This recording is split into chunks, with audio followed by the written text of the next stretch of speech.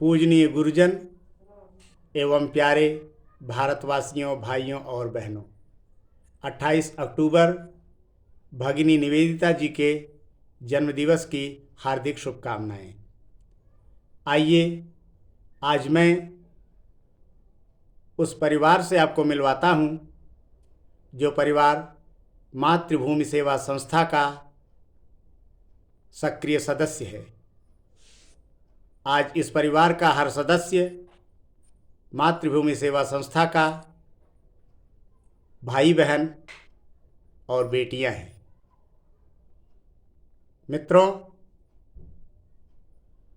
स्वामी विवेकानंद के आदर्शों को जीवन में चरितार्थ करने वाली भगिनी निवेदिता के नाम से शायद ही ऐसा कोई भारतीय होगा जो परिचित न हो, पर संभवतः बहुत कम व्यक्तियों को यह ज्ञात होगा कि भारतीय समाज को परमेश्वर का रूप मानकर उसकी सेवा में स्वयं के अस्तित्व को समर्पित करने वाली इस विलक्षण महिला भगिनी निवेदिता का जन्म 28 अक्टूबर 1867 ईस्वी में 7 समंदर पार आयरलैंड द्वीप के एक छोटे से नगर टायरान में हुआ था।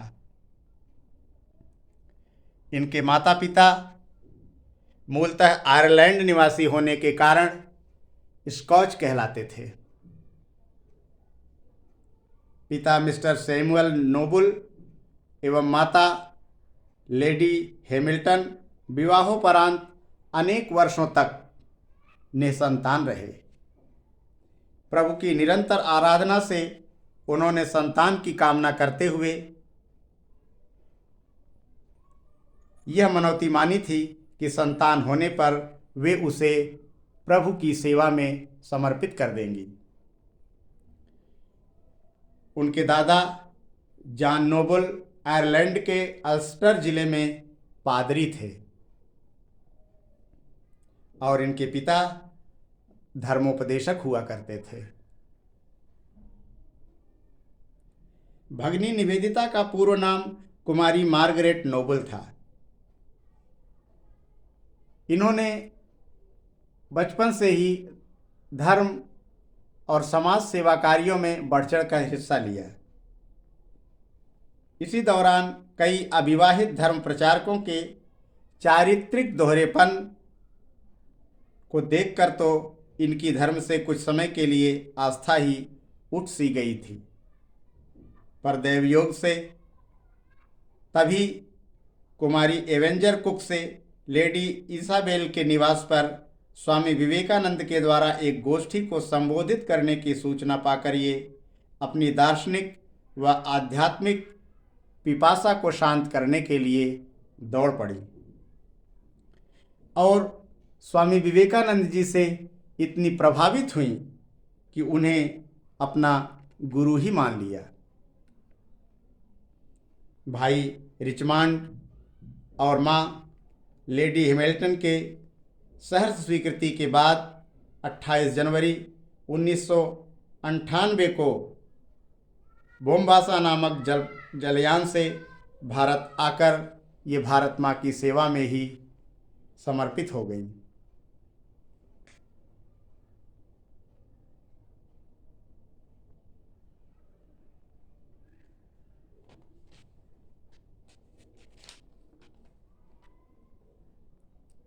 मार्च 1998 को श्री लीलाधर के बगीचे में इनका दीक्षा संस्कार हुआ।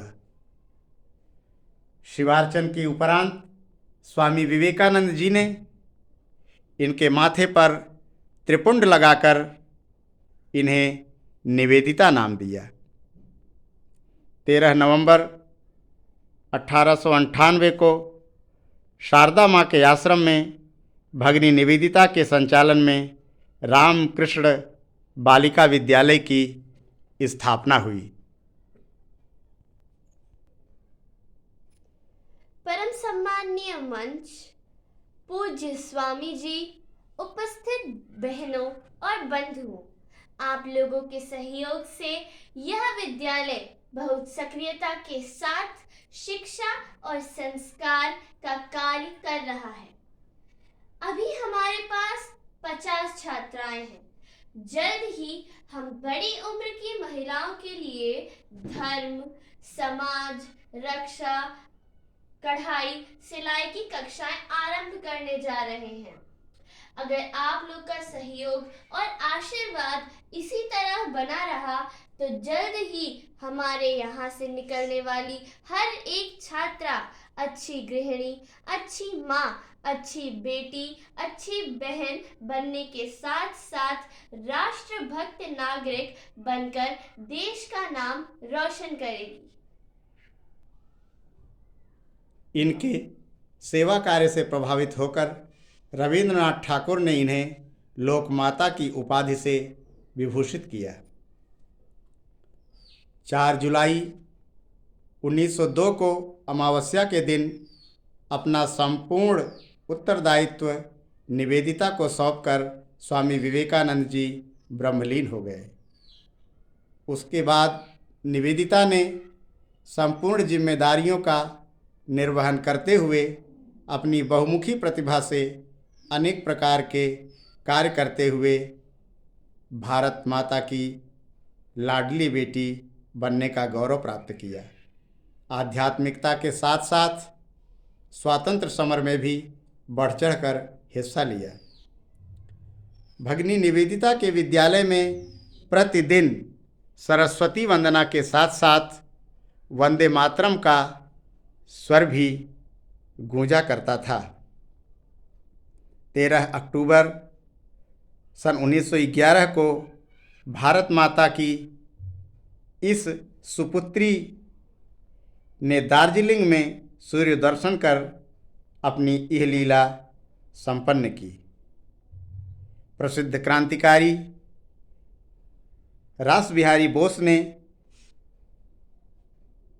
उन्हें विवेकानंद की लाडली कन्या, अनुशासन समिति की Joan of Arc, Arvind Ghosh की क्रांतिकारिणी, सहकारिणी एवं भारत की सूखी हड्डियों में स्पंदन उत्पन्न करने वाली निवेदिता जैसे विशेषणों से अलंकृत कर अपनी श्रद्धांजलि प्रस्तुत की थी।